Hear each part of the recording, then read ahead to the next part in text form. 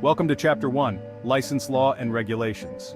The New York State Department of State plays a pivotal role in the real estate sector, primarily responsible for issuing real estate licenses, pocket cards, and administering disciplinary actions. Under Article 12A of the NYS Real Property Law, the roles and duties of the department are clearly outlined. Additionally, the Attorney General is tasked with prosecuting criminal actions for violations of the real property law. The highest court in New York State, the New York Court of Appeals, also plays a crucial role in the judicial review of these matters. According to Section 442E of the NYS Real Property Law, any violation of this article is considered a misdemeanor. Even a single prohibited act can constitute a violation. For such violations, the Department of State may suspend or revoke a real estate salesperson or broker's license and may impose fines up to $1,000. Turning our attention to real estate license requirements, a salesperson must be at least 18 years old and renew their license every 2 years through eAccess NY, after completing 22.5 hours of continuing education. If a license is not renewed on time, it expires, requiring the salesperson to retake the state exam and reapply for licensure. To advance from a salesperson to a broker, one needs 2 years of experience and must complete a total of 120 hours of coursework, including a 45-hour broker's course, and pass the state real estate broker's exam. A broker's license also needs renewal every 2 years. Associate brokers, while holding a broker's license, function similarly to salespersons within their firm. It's also required that salespersons carry their pocket card at all times during business operations to verify their licensure on demand. Should a broker's license be suspended or revoked, the licenses of all salespersons under that broker will be similarly affected. In terms of exemptions, attorneys admitted to the NY State Bar and public officers performing official duties do not need a real estate license, although attorneys who employ salespersons must obtain a broker's license. Advertising in real estate must comply with specific regulations. All advertisements by a broker must clearly indicate that the advertiser is a broker, along with the broker's name and telephone number. Furthermore, the geographical location of the property must be accurately stated in the advertisement. Blind advertising, where these details are omitted, is illegal in New York State. Lastly, regarding stigmatized properties, the law does not require disclosure of deaths from natural causes, accidents, or crimes that occurred on the property, nor does it require disclosure of previous occupants' illnesses like AIDS.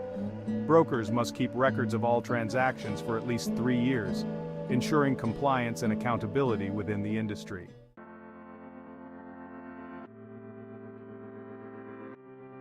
Welcome to Chapter 2, Law of Agency. Understanding the types of agency is crucial for anyone in the real estate industry.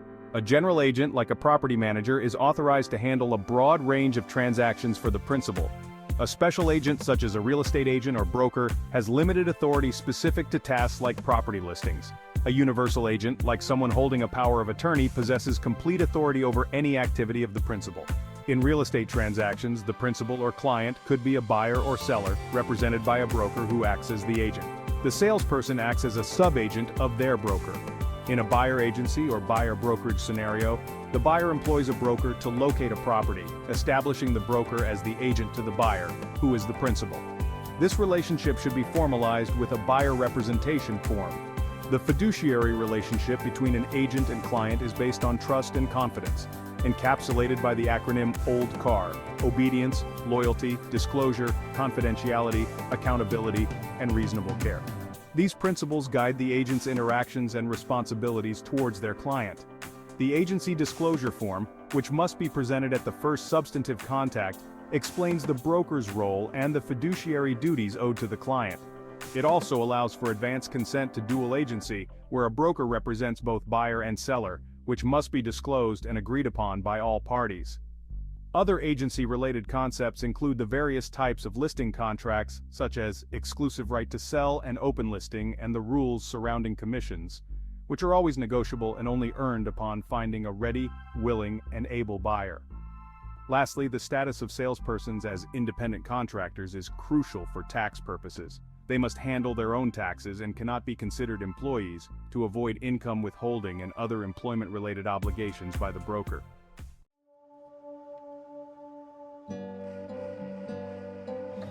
Welcome to Chapter 3A, Legal Issues, Estates and Interests.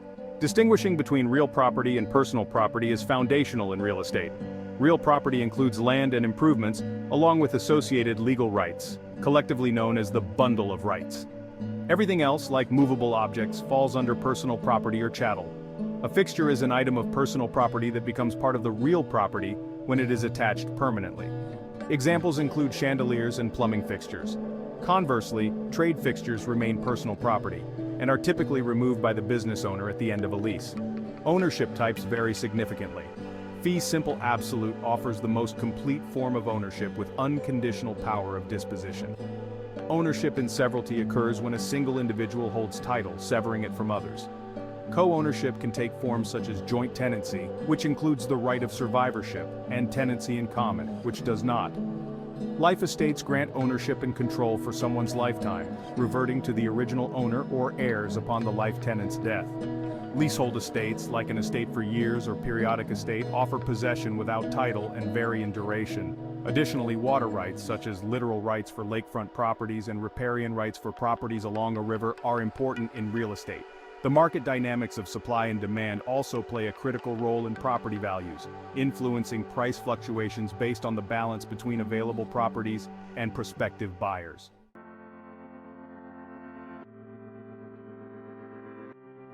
Chapter 3, Section B, focuses on legal issues, particularly liens and easements. An easement is essentially the right to cross or otherwise use someone else's property for a specified purpose. It's a non-possessory interest in land owned by another, commonly referred to as a right-of-way. Easements run with the land.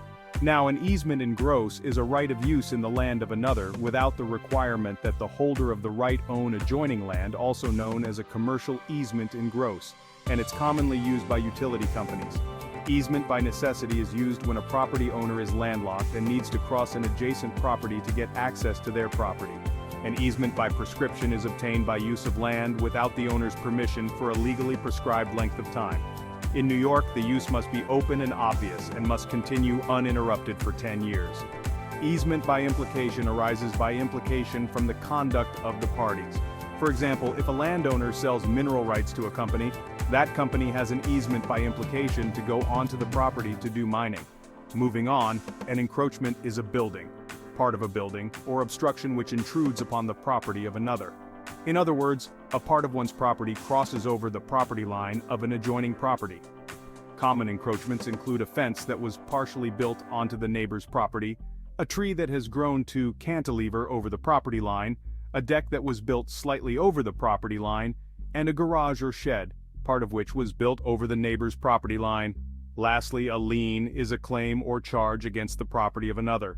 A mechanic's lien applies to individuals or companies who have supplied labor or materials that improve a property.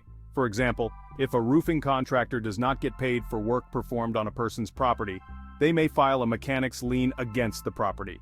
This is a type of involuntary, specific lien. The most common type of lien is a mortgage lien. When a homeowner obtains a mortgage, they are granting the lender a mortgage lien on their property. If the mortgage is not paid, the lender may exercise the mortgage lien and demand full payment of the loan through the sale of the property, also known as foreclosure. This is another example of a voluntary, specific lien. Lastly, a tax lien occurs when a taxpayer is delinquent in paying property taxes, attaching against the property and taking the highest priority among other liens, even higher than a mortgage lien. And that concludes our exploration of liens and easements. Please like and subscribe to follow along for the next video.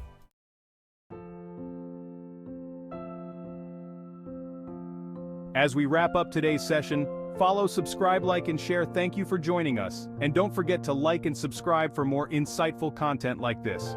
Stay tuned for our upcoming videos where we'll continue to guide you through the New York Real Estate Sales Agent Exam Study Guide.